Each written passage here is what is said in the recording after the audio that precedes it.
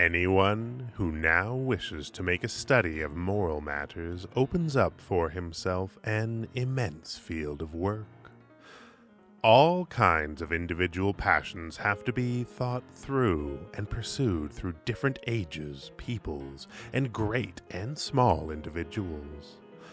All their reason and all their evaluations and perspectives on things have to be brought into the light. So far, all that has given color to existence still lacks a history. Where could you find a history of love, of avarice, of envy, of conscience, of pious respect for tradition, or of cruelty? Even a comparative history of law, or at least of punishment, is so far lacking completely.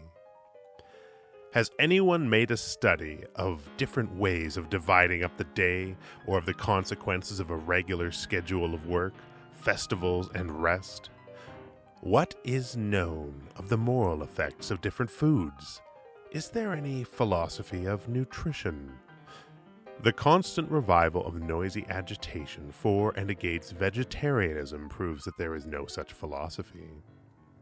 Has anyone collected men's experiences of living together, in monasteries, for example? Has the dialectic of marriage and friendship ever been explicated? Have the manners of scholars or businessmen, artists or artisans been studied and thought about? There is so much in them to think about. Whatever men have so far viewed as the conditions of their existence, and all the reason, passion, and superstition involved in such a view, has this been researched exhaustively? The most industrious people will find that it involves too much work simply to observe how differently men's instincts have grown, and might yet grow, depending on different moral climates. It would require whole generations and generations of scholars who would collaborate systematically to exhaust the point of view and material. The same applies to the demonstration of the reasons for the differences between moral climates. Why is it that the sun of one fundamental moral judgment and main standard of value shines here and another one there? And it would be yet another job to determine the erroneousness of all these reasons and the whole nature of moral judgments to date.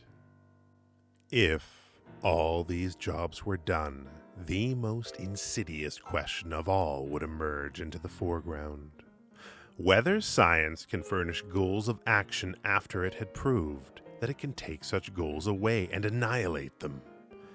And then experimentation would be in order that would allow every kind of heroism to find satisfaction.